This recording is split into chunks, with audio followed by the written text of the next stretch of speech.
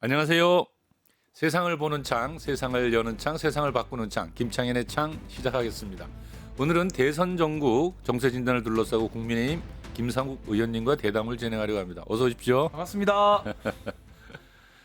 국민의힘 대통령 후보로 선출하는 경선이 한창 진행 중에 있습니다. 네.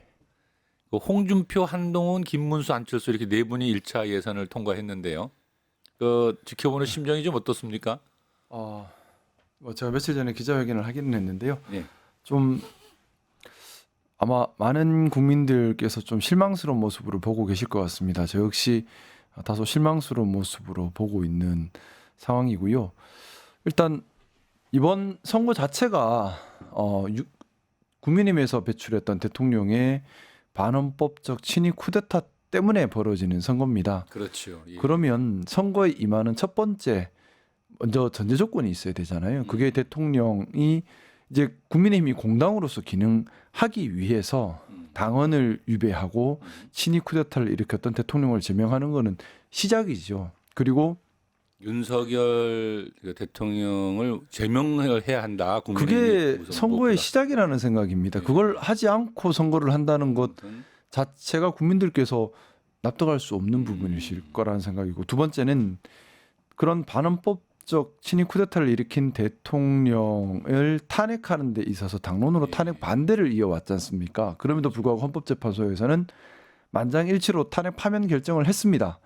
그러면 당연한 거지만 국민의힘이 공당으로서 국민들께 탄핵 반대했던 것에 대해서 진지한 사과를 해야 합니다. 이 두 가지가 전제되지 않고서는 일단 선거를 시작할 수가 없는데 이걸 하지 않고 선거에 시작을 했습니다. 그러면 이 자체가 어떻게 보면 국민들께서 보실 때는 좀 많이 불쾌할 수밖에 없지 않겠습니까? 최소한의 염치나 품위를 갖추지 못한 것이고요. 이제 구체적으로 선거 안으로 들어왔을 때는 국민의힘이 보수당을 표방하고 있습니다. 그러면 당연하게도 원칙을 준수함에 있어서 철저해야 하고 모범이 되어야 합니다. 그 원칙이 경선의 원칙이라는 것. 그러면 이게 답을 정해서 한쪽으로 몰아가는 형태가 되어서는 안 되는 거지요. 공정한 룰이 있어야 되는 건데 그렇죠. 지금 보면 과연 공정한 룰이 있는가 의문스럽죠. 거의 뭐 답을 정해놓고 가는 것 같은 느낌이에요. 뿐만 아니라 어떻게 답을 정해놓고 가는 것 같습니까? 지금 최초에는 뭐 국민 여론 100%라고 하지만 뭐 어쨌든 뭐 역선택 방지 조항이 있습니다. 그걸로 일단 줄이고 그다음에 50-50 가고 그다음에 1대1로 가는데 1대1로 간다면 결론적으로는 탄핵 찬성 탄핵 반대 당내 여론을 반영하겠다라는 결론밖에 되지 않을 텐데 뭐 우리가 목도한 바와 같이 국민의힘의 당내 여론은 탄핵 반대 당원 여론이 많았죠. 그랬죠. 그러면 답이 나와 있는 80%가 거. 그럼 답이 나와 있는 거지 않습니까? 그러면 뭐 김문수나 홍준표를 결국에는 1대1로 올라간다면 최종적으로는 지금 오늘 아침 뭐 여론조사 결과를 보니 김문수 홍준표 10% 이제 한동훈 8% 이렇게 나오는 것 같던데요. 결국 김문수 홍준표 표는 합쳐지지 않겠습니까? 그러겠죠. 그러면 20대 8%가 될 텐데 그럼 답이 나와 있는 거지 않습니까? 사실은 이건 공정한 경쟁인가 하는 의문이 좀 들고 더 문제는 그겁니다. 이제 한덕수 국무총리는 경선에 참여도 안 했습니다. 또 당원도 아닙니다.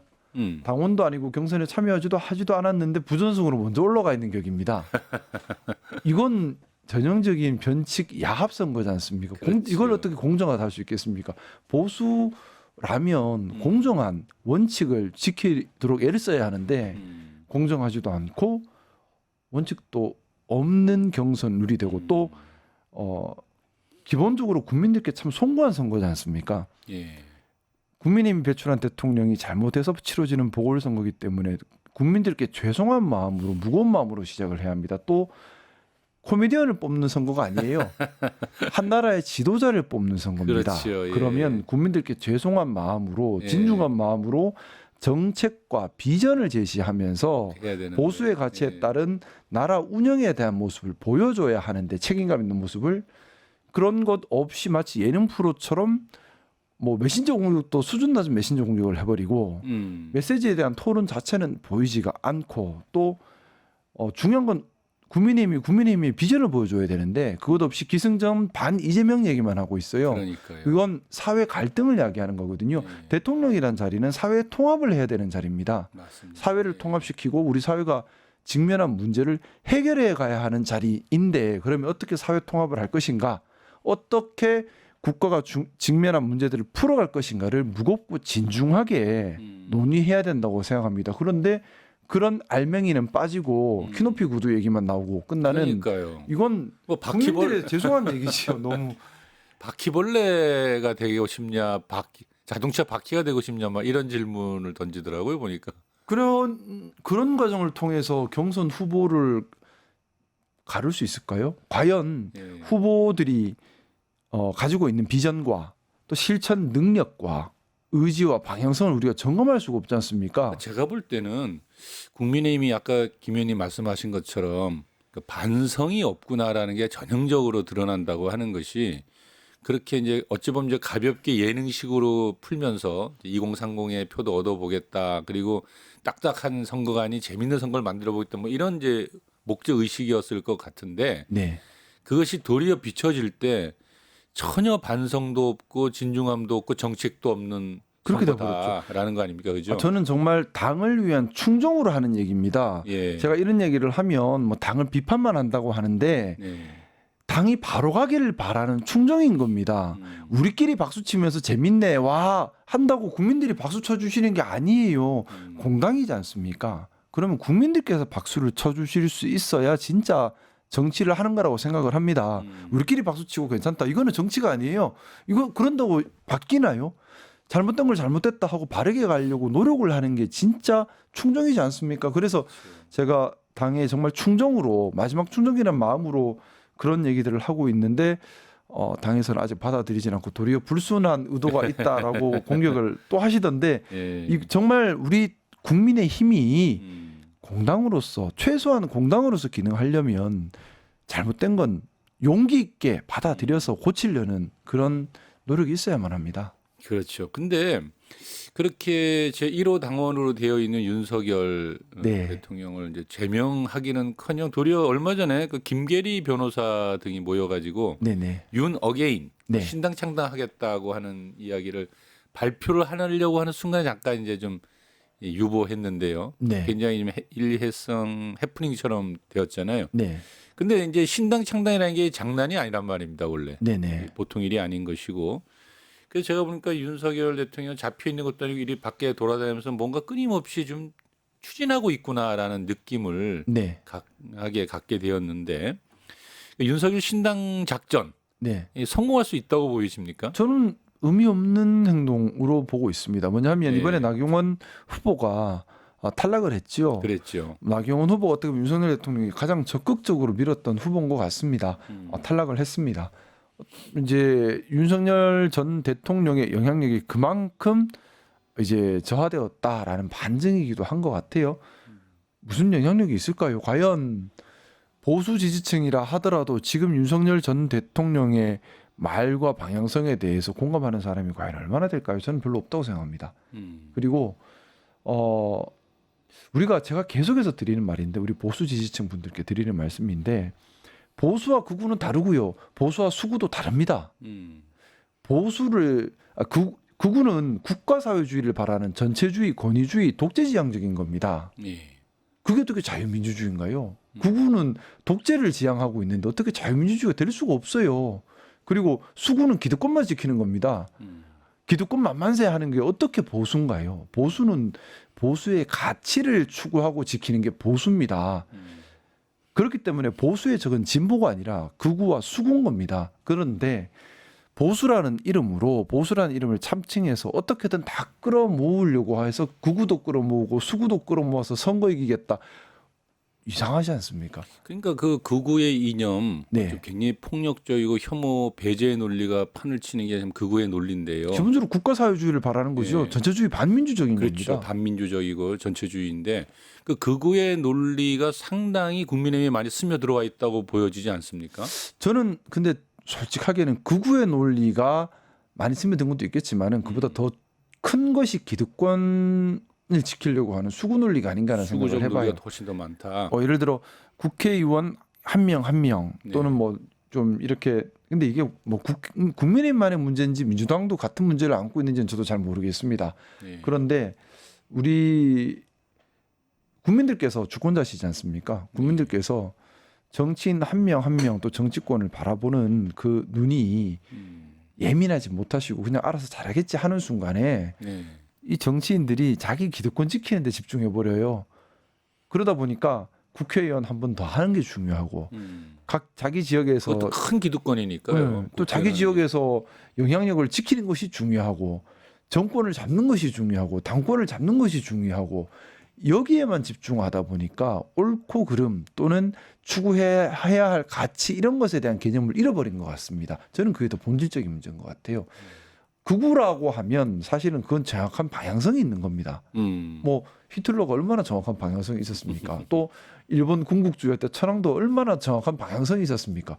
그런 방향성이 있냐 물으시면 그런 방향성은 안 보여요. 그래서 극우 정당이냐 물으면 극우 정당까지도 아닌 것 같아요. 근데 도리어 기득권 정당에 가까운 윤석열 것 같습니다. 대통령이 한동안 자유와 민주주의를 외치면서 상당히 그 전쟁을 추구하는 태도를 보인 바도 있고요.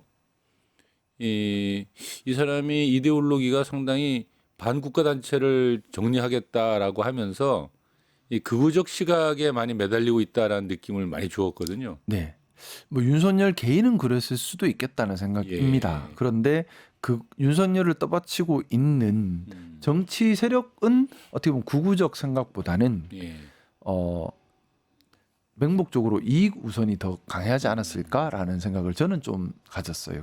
그럼 뭐 우리 극우적 생각이라면 우리 대한민족이 대단하다. 그래서 세계를 지배해야 된다 이런 거지 않습니까? 예. 그런 생각을 하는 분들은 잘 있는 것 같지는 않고요. 예. 그것보다는 가지고 있는 기득권, 이익, 또 당권, 정권 네. 이런 데 더 집중한다는 생각을 하게 돼요. 그러니까 지금 이제 김 의원님 얘기를 쭉 종합해 보면 네. 지금 과연 대선을 치르는 데 있어서 그런 그 계엄을 일으키고 내란 정당이라는 표현을 듣고 있고 그런 속에서 국민들에 대해서는 진심 어린 사과와 반성이 가장 우선해야 되고 네. 그리고 윤석열 대통령 전 대통령 같은 사람들은 과감하게 당에서 제명하면서 국민들 앞에 잘못했음을 드러내게 해야 된다라는 것인데 근데 지금 도리어 그 사람은 1호 당원으로 여전히 껴안고 가고 있단 말이죠. 그러니까 그 1호 당원으로 껴안고 가고 있는 이유가 예.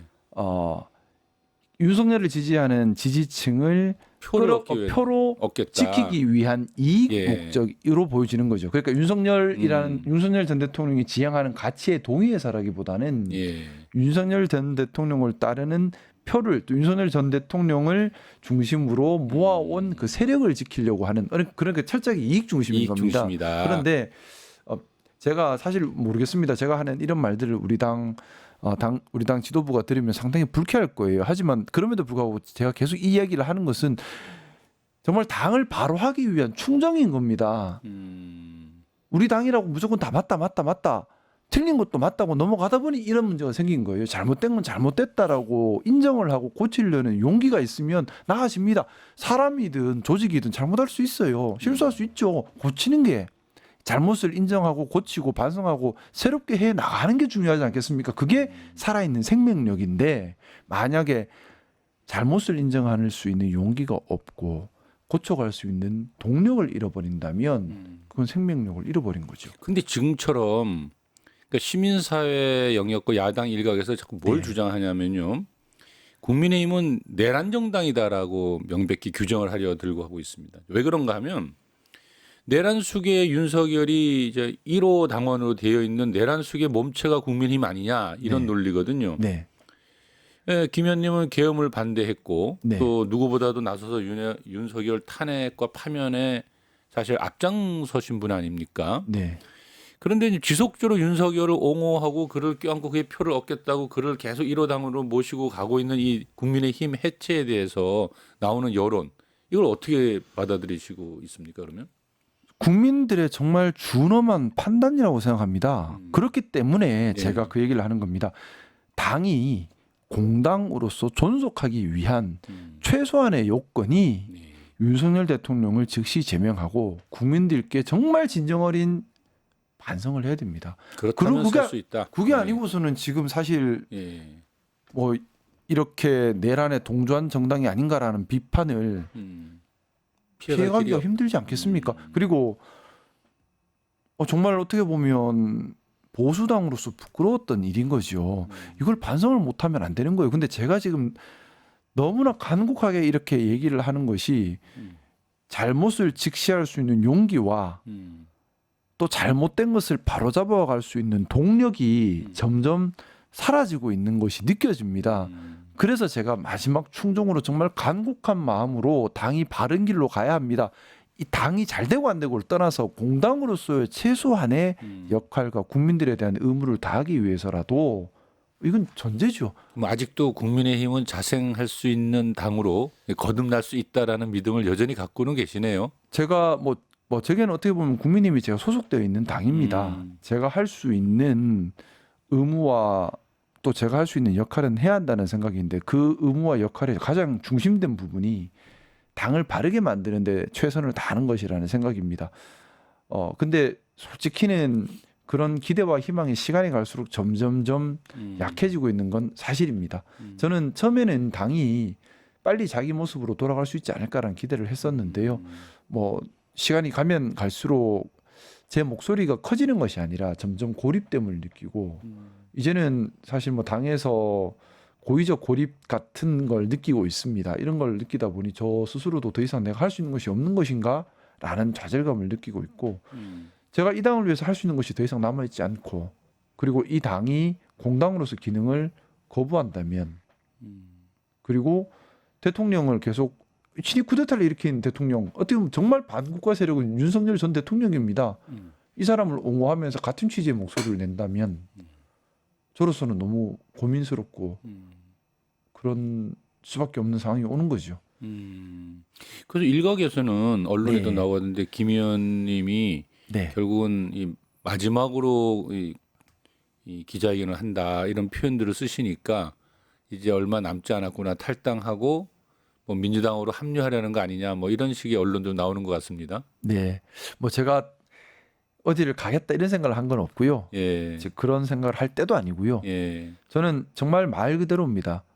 충정으로 당이 정상 궤도로 돌아오기를 마지막 충정으로 고언한 겁니다. 예.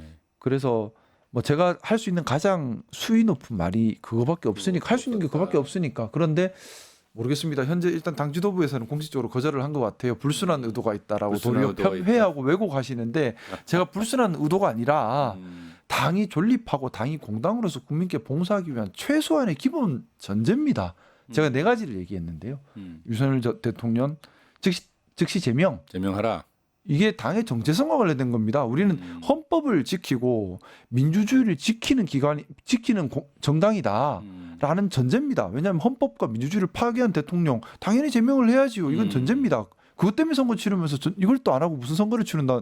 이거 말이 안 되는 얘기예요. 네. 그리고 당이 이 지금까지 보여왔던 모습이 탄핵에 반대하면서 대통령을 지키려고만 했지 않습니까? 그것 때문에 내란 동조정당이라는 말까지 듣고 구구정당이라는 말까지 들었습니다. 국민께 반성해야죠. 국민께 사과해야죠. 사과하고 그리고 반성하고. 원칙이 없는 경선을 치러서 되겠습니까? 어떻게 한덕수 국무총리 내란에 같이 가담한 사람입니다. 거기다가 당원도 아닙니다. 또 경선에 참여도 안 했습니다. 그런데 무슨 부전승처럼 올라가서 기다린다. 이건 무슨 원칙이며 이걸 국민들께서 그러면 이걸 장난이고 야합으로 보시지 예. 정상적인 경쟁으로 보시겠습니까? 그리고 마지막으로 12월 3일 이후로 국민들께서 너무 힘드십니다. 경제가 다 망가졌어요. 그런데 이제서야 추경 얘기가 나옵니다. 벌써 했어야 될 추경입니다. 근데 또 서민 대책도 지금 마련하지 않고 있습니다. 오로지 정쟁으로만 가고 있어요. 이것도 무책임한 겁니다. 그래서 이 네 가지 서민 경제까지 지금 빨리 되살려야 한다는 것까지 이걸 최소한 이거를 하고 이걸 정말 철저하게 했을 때 우리 당이 후보를 내고 우리 후보에게도 한번 귀를 기울여 주십시오라는 소리를 할 수가 있는 거잖아요. 이걸 만약에 못한다. 그리고 그냥 이대로 그냥 어물쩍 넘어가서 선거 치르고 다음으로 넘어갔다. 선거도 일단 안 되겠죠. 민주당에서는 또 내란 정당인데라고 또 공격 들어오면 할 말이 없잖아요. 못 끊어냈기 때문에. 진심이 막 느껴집니다. 그리고 저는 이게 정말 참 선거의 어렵다. 승패를 떠나서의 예. 문제입니다. 뭐냐면 저는 제가 우려하는 것은 사실 선거 이후가 더 걱정입니다. 예. 선거 이후에 이제 뭐 지금의 여론 추세대로라면 이재명 후보가 대통령이 될 가능성이 크겠지요. 예. 자, 그러면 거대 집권 여당이 탄생을 합니다. 네.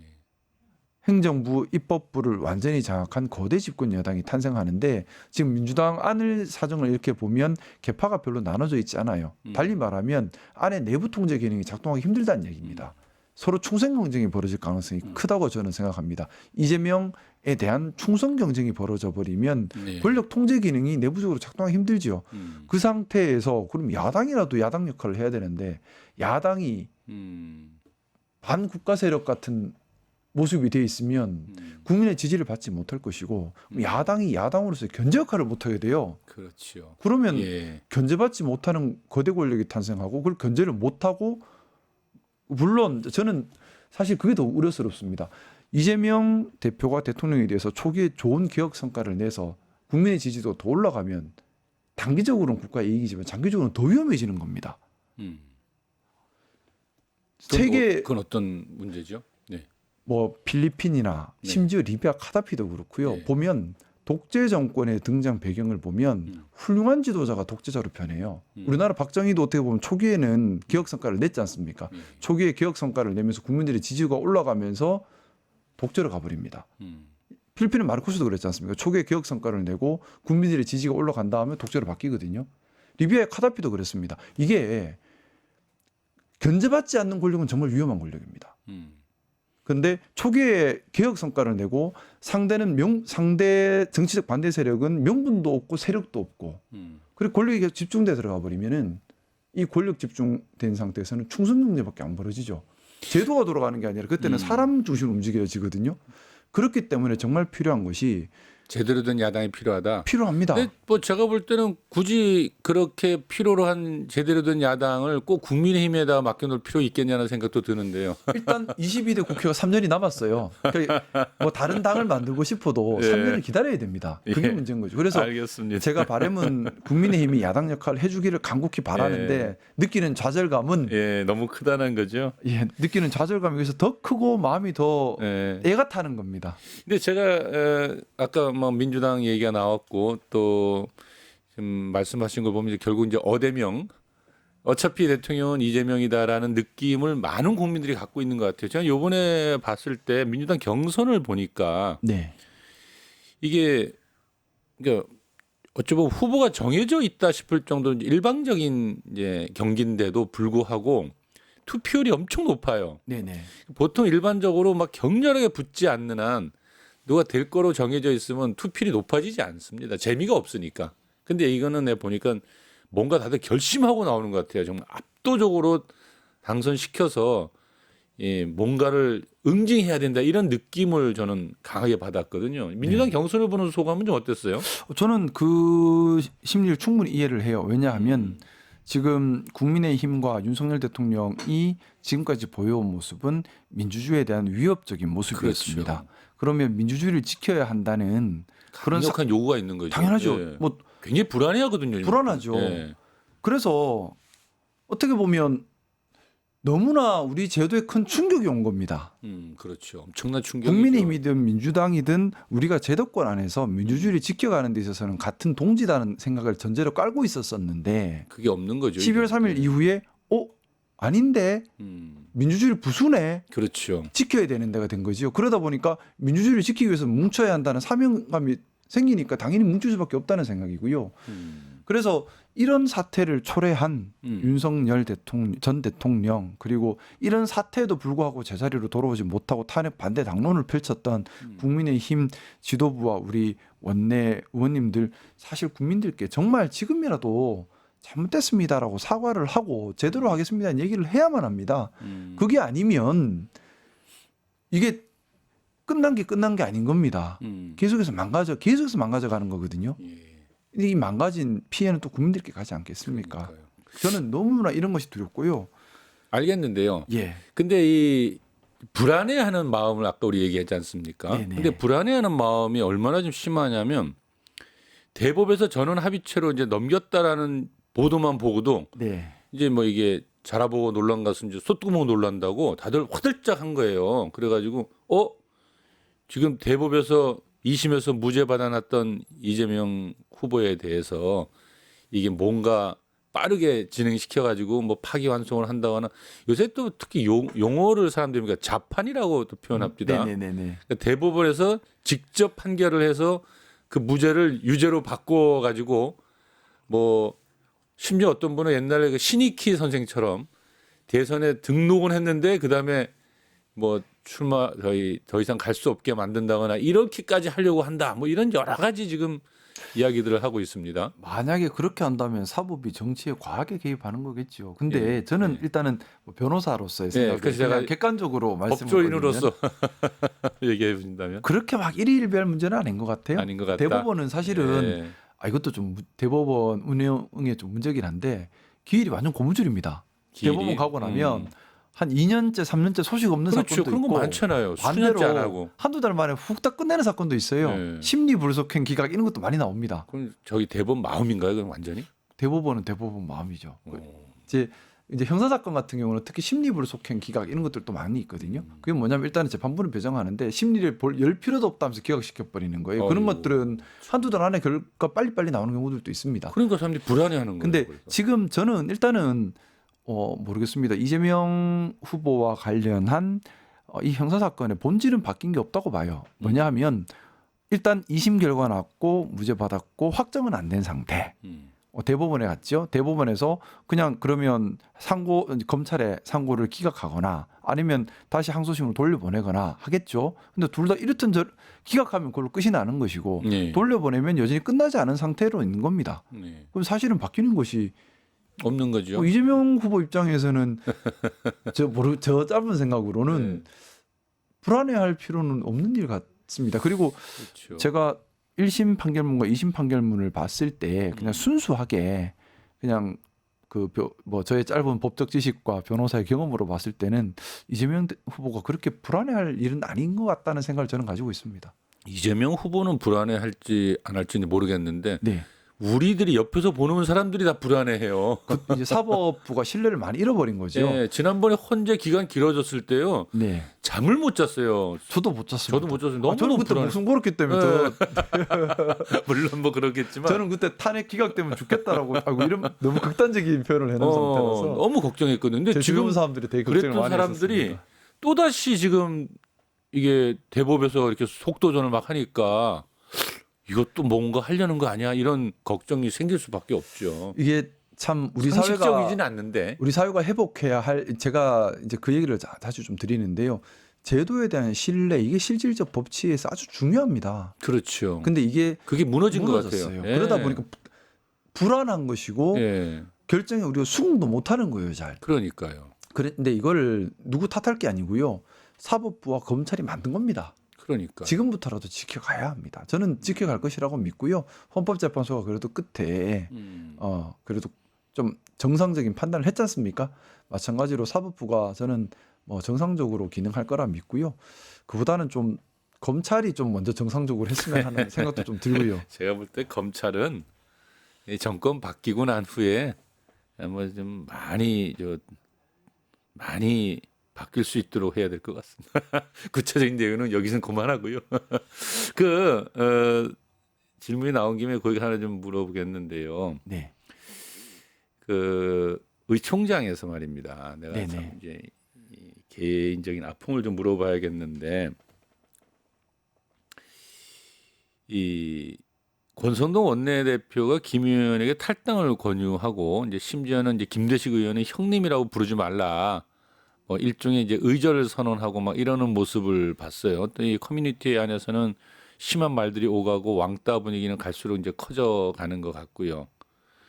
이 지역구에 있는 지방 의원들은 이제 끊임없이 탈당하라라는 걸 요구하고 있고 오죽하면 그 스스로 미운 오리 새끼라고 이제 표현을 하겠나 싶은데 요즘도 이렇게 잠을 잘 못 이루십니까? 사실 좀 부끄럽지만 원래 제가 12월 3일 전에는 되게 프렌들리하게 다 친하게 잘 지냈어요. 네. 근데 지금은 부끄럽지만 진짜 혼자가 돼버린 것 같습니다. 이제 특히 제가 저대로는 이제 해야 될 고언이라고 생각하고서 충정으로 드리는 말씀들인데 이런 얘기를 하면 할수록 점점 더 고립이 심화되는 것이 저도 느껴지고요. 뭐 지금 같은 경우는 뭐 의원님들 인사드려도 인사도 잘 안 받는 분들도 계시고 이제 뭐 좀 사실 개인적으로 생각하면 막막합니다. 이제 저는 국민들께 봉사하고 싶고 제가 추구하는 옳다고 믿고 있는 가치를 실현해서 국가에 도움이 되고 싶고 또 국회의원으로서 본분을 잘 하고 싶은데 당에 소속되어 있는 입장으로 완전히 역할을 할 수 없게 고립되고 있고 참 이제 좀 투명인간 취급당하는 듯한 느낌 이런 느낌들을 좀 받고 있고요. 근데 참 그렇다고 제가 틀린 걸 맞다 할 수는 없죠. 틀린 건 틀렸다고 하는 것이 진짜 충정이라고 저는 생각하고요. 옳은 건 또 옳다고 박수 쳐줘야지요. 그런 저는 좀 그래서 참 개인적으로 좀 어려운 시간이긴 합니다. 더 점점 더 어려워지는 것 같긴 해요. 알겠습니다. 그 다른 질문을 좀 할게요. 네. 이제 오늘 개헌 얘기를 잠깐 한번 물어보고 또 가야겠는데요. 예. 대선 과정에서 쉬지 않고 쏟아지는 이슈 중에 하나가 이제 개헌일 겁니다. 네. 왜냐하면 뭐 끊임없이 뭐 4년 중임제로 해야 된다는 그 조직 구조에 대한 정부 구조에 대한 이야기도 많이 나오는 것 같고 또 국민 기본권을 더 확장해야 된다는 의견들도 많이 나와요. 근데 개헌이 정말 좀 필요하다고 보세요, 지금? 저는 개헌이 필요하다고 봅니다. 뭡니까? 하지만 뭐 개헌을 추진하는 시기는 여러 가지 사항들을 고려를 해야겠죠. 지금 당장은 뭐 사실 뭐 나라의 제도에 대한 신뢰 자체가 흔들리고 그렇습니까? 있고 또 그럼- 대외 무역 환경도 안 좋고 하니까 지금은 여러 가지 또 국민들의 개헌이라고 하는 것은 기본적으로요. 국민들 대다수가 동의를 해야 됩니다. 해야 되는 헌법을 바꾸는 거라서 헌법 우리나라의 국채지 않습니까? 그렇죠. 국채를 바꾸는 일이라서 국민들 대다수가 어떤 걸 바꾸는지 내용을 알고 있어야 하고 거기에 동의를 해야 되고 그러려면 이거를 쟁점화시키고 국민들께서 고민하시고 동의할 수 있는 시간이 필요합니다. 그러면 이걸 공론화하는 데만 저는 생각하기에 최소 1년 이상 시간은 걸리는 일입니다. 시간은 좀 더 필요하겠죠. 하지만 개헌은 해야 된다. 해야 된다. 근데 그 내용은 어떤 내용을 담는 개헌이어야 한다고 보세요? 뭐 구체적으로요. 우리나라가 삼권 분립이라고 하지만 무슨 삼권 분립인가 싶습니다. 예를 들어 헌법재판소 얘기를 들어보면요. 네. 뭐 입법부 3명, 뭐 행정부 3명 삼권 분립 같잖아요. 삼권 분립일까요? 저는 아닌 것 같아요. 왜? 대통령이 3명 자기 마음대로 해요. 여당 움직여서 한두 명 또 마음대로 해요. 그럼 5명을 자기 마음대로 해요. 이게 무슨 삼권 분립입니까? 대통령 중심제지. 그러니까 이거는 형식적으로만 삼권 분립이지 대통령한테 힘을 다 줘버리는 겁니다. 이건 옳지 않죠. 그래서 그리고 우리나라가 지금 이제 60년대, 70년대는 아니지 않습니까? 국민들의 의식 수준이 매우 높습니다. 국민들의 의식 수준이 높고 국민들을 믿고 정치를 해도 되는 상황까지 저는 왔다고 보거든요. 그러면 의회의 기능이 강화돼야죠. 그 의회가 강화되고 대통령 제도를 보다 더 견제할 수 있는 구조로 발전해야 된다. 네, 그래서 뭐 대통령 분권형 얘기 나오는 것도 저는 그런 것의 일환이라고 생각하고요. 또 하나는 뭐 제가 헌법재판소 예를 들었는데 예를 들어서 지금처럼 대통령이 3명, 뭐 그 입법부가 3명, 그 다음에 대통령 임명하는 입법부는 어떻게 할 수도 없고 이렇게 할 것이 아니라 이렇게 할 것이 아니라 대통령 임명 권한을 1개나 2개로 줄이고 아니면 대통령 임명한 것을 국회에서 심사해서 노할 수 있는 권한을 준다든지 좀 이렇게 통제를 더 강할 필요가 있다는 거죠. 왜냐하면 의회는 의회 안에서 이미 당들이 나눠져 있어요. 네. 안에서 자체적으로 이미 서로 견제를 하고 있는 상황이거든요. 그렇기 때문에 대통령이라고 해서 플러스 알파를 더 줘버리면 그 플러스 알파들이 모여서 무소불위에 걸리게 돼버린 겁니다. 좀 이거는 좀 문제라는 생각이고 또 하나 개헌과 논의해서 공직선거법도 같이 연계해서 선거법을 연계해서 저는 결선 투표제 같은 걸 얘기하나요? 아니요 저는 우리가 진짜 민주주의를 좀 했으면 좋겠어요. 진짜 민주주의. 예, 우리가 민주주의라고는 하잖아요. 민주주의가 결국에는 국민이 선택해 주신다는 거잖아요. 예. 자, 근데 제가 예를 들어 보겠습니다. 대구에서 국회의원 되려면 어떻게 해야 되죠? 거기서는 국민의힘에 들어가면 국회의원이 됩니다. 공천을 받아야죠. 그러니까 국민의힘 공천을 받으면 또 예를 들어 목포에서 국회의원 되려면 또 공천을 받아야죠. 공천을 받으면 됩니다. 그러면 국민이 뽑는 게 아니죠. 공천관리위원회에서 뽑고 있는 거잖아요. 그래도 정당 정치를 부정하시는 건 아니잖아요. 정당 정치를 부정하는 건 아닙니다. 그런데 예. 이거는 국민이 뽑는 게 아니라 공관위가 뽑고 있다는 문제를 제기하는 겁니다. 그럼 어떻게 공관위가 해야 됩니까? 뽑고 있기 예. 때문에 국회의원이 되고 싶은 사람들은 국민에게 충성하는 게 아니라 공관이 즉 당에 충성을 하는 거예요. 그렇죠. 예. 그러니까 국민들이 욕을 해도 당에 충성해서 당이 이뻐해서 공관위에서 공천 주면 당선이 또 되는 거예요, 그냥. 그러니까 어떻게 개헌을 해야 되냐고 그거를. 그래서 이거는 공직선거법과 연계해서 가야 될 문제라고 생각하는데 저는 기준이 그거여야 한다고 생각합니다. 뭐냐 하면 정당의 공천을 받지 못한 정치 신인이 정치 신인이 정치 신인 기준으로 공천을 못 받았는데 이 사람이 자신의 능력과 경험과 비전을 유권자들한테 어필해서 당선될 수 있는 틀을 만들어 주는 것이 진짜 선거라고 생각합니다. 그런 사람도 당선될 수 있어야 돼요. 근데 지금 선거에서는 불가능해요. 아예 가능성이 없어요, 그게. 이게 무슨 민주주의인가요? 그러니까 그 방법이 뭐냐니까. 예를 들어서 예. 정치 신인이다. 예. 그러면 공직선거법상에 예. 본인을 알릴 수 있는 기회를 더 열어줘야죠. 지금 보면 알릴 수 있는 길이 거의 없거든요. 다 막아놨습니다. 조금만 하면 다 공선법 위반이에요. 그래서 이미 기존의 기득권을 가진 사람이 가만히 있으면 당선되는 구조로 만들어놨어요. 그렇죠. 정치 신인들은 자기를 먼저 알리려고 들면 아니, 사전 선거 운동이라서 예, 다 걸립니다. 선거법 위반으로 다 걸리죠. 그 공선법이 그래서 공정한 선거를 위한 게 아니라 예. 기득권 정치인을 위한 공선법이 돼 그렇죠. 있어요. 이걸 개정하자 하면 국회의원들이 또 반대합니다. 그렇죠. 그 법을 만든 사람이 국회의원들이죠. 자기 기득권이 침해되니까. 자기를 지키려고 하는 거죠. 또 하나는 소선거구제를 우리 이제는 다시 생각해 봐야 합니다. 네. 뭐냐 하면 1등만 올라오는 것이 아니라 가치를 지향하는 2등도 올라올 수 있는 길을 열어줘야 돼요. 중대선거구제나 이런 부분들도 좀 고민을 할 필요가 있다는 생각이고요. 중대선거구제. 이렇게 뭐 국회의원 선거가 좀 더 공정한 그래서 정당에 너무 귀속되지 않는 정당이라는 것이요. 근데 그거는 굳이 헌법을 안 바꿔도 바꿀 수 있는 거 아닙니까? 근데 결국 헌법과 연결이 될 겁니다. 중선거구제를 하려면 개헌을 해야 되겠죠. 그리고 또 대통령 제한도 그러니까 이게 큰 틀로 보면 대통령의 힘은 좀 빼고 의회의 힘은 강화시키되 의회의 방향으로 구성을 가자. 좀 더 민주적으로 하자는 거죠.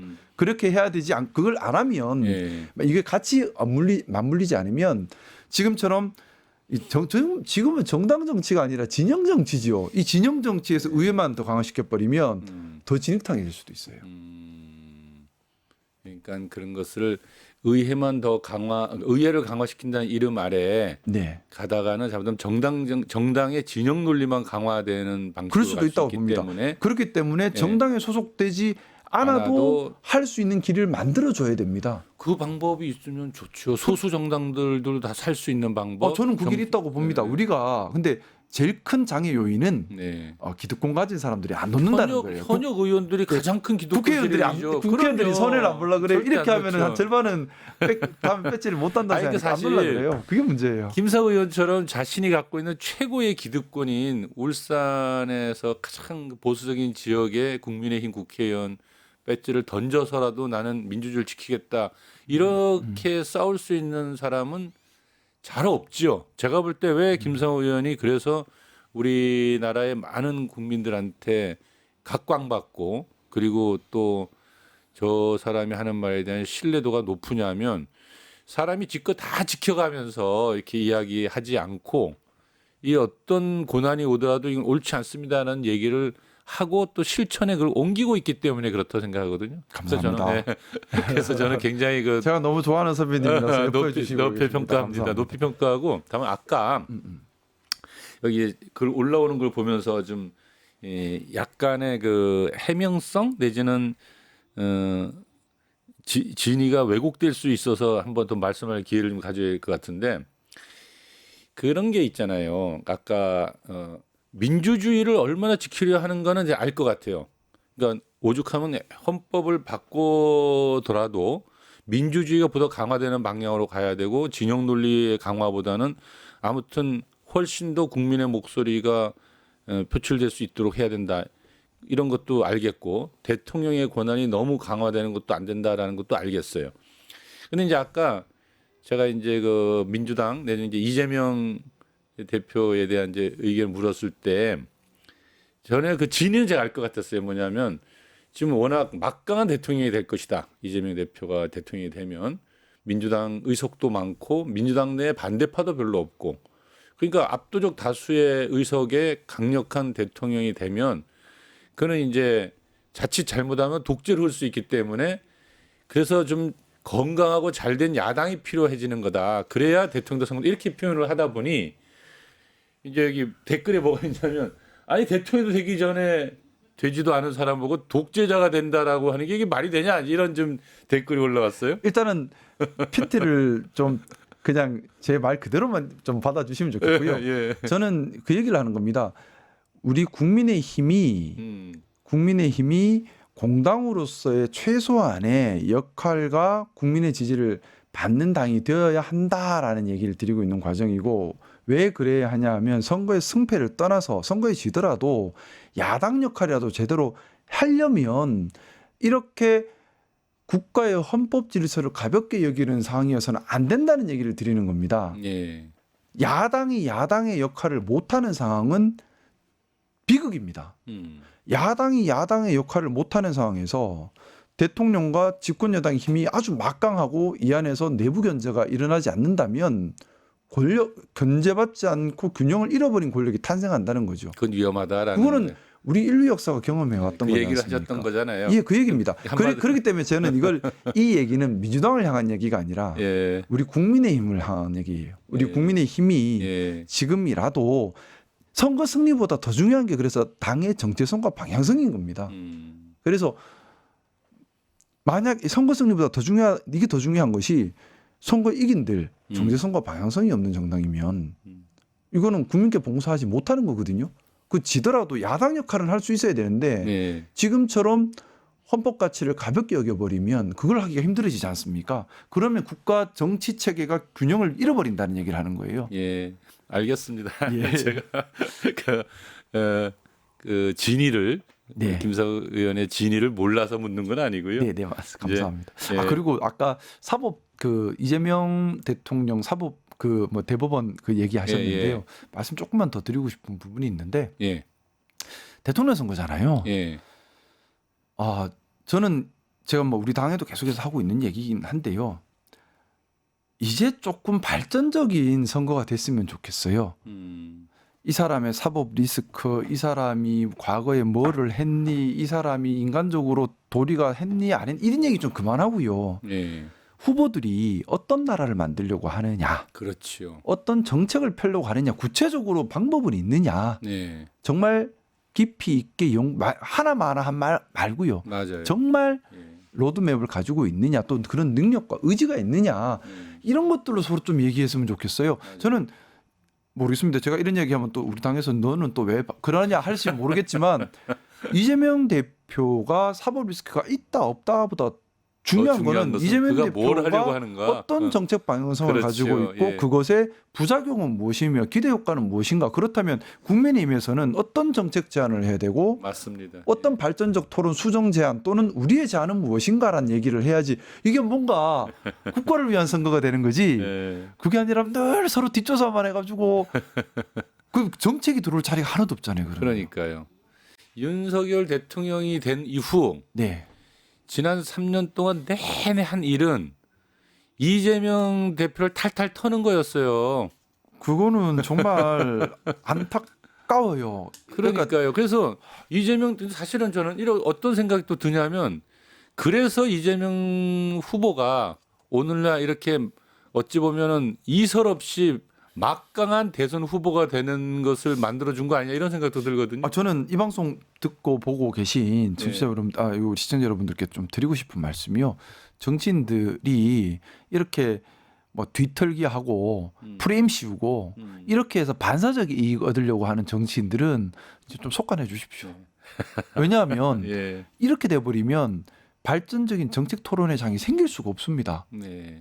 늘 뭐 우리가 진짜 대통령 선거잖아요. 그러면 사회를 통합을 시키고 갈등을 일으킨 게 아니라 그렇죠. 사회를 통합을 시키고 우리나라가 지금 직면한 시급하고 중요한 문제 또 장래 비전을 고민을 하고 그게 정책적으로 구체적으로 나와주고 거기에 대한 갑론을박이 벌어지는 게 중심이어야 되는데 제가 우리 당 경선을 보고 너무나 한스러웠던 것이 무슨 가발 얘기를 왜 하며 키높이 얘기를 왜 합니까? 그게 무슨 아니 옷을 벗고 나온들 어떻고 추리닝 입고 나온들 그러게요. 어떻습니까? 그게 뭐가 중요합니까? 아니 그러니까 그리고 정말 대선에서 웬 키높이 구두나 보정 속옷 이런 걸 얘기하면 국민들의 수준을 너무 낮춰보는 것 같아요. 내가 국민들께 송구한 일이죠. 보기엔. 예. 그러니까 정책에 대한 얘기를 해야죠. 그러니까요. 어떻게 나라의 이끌어갈 것인가, 어떻게 그러니까요. 사회 예. 통합을 일으키고 맞습니다. 우리 예. 사회가 직면하는 여러 문제를 어떻게 풀 것인가에 관한 얘기를 해야 되는데, 그리고 또 그러니까요. 지금 민주주의 위기, 실질적 법치의 위기가 국민의힘이 배출한 대통령 때문에 발생했잖아요. 그러니까요. 그럼 이걸 어떻게 회복할 것인가에 대한 얘기를 해야 되고 예. 그런 얘기는 그리고 없고, 죄송해 해야지. 그리고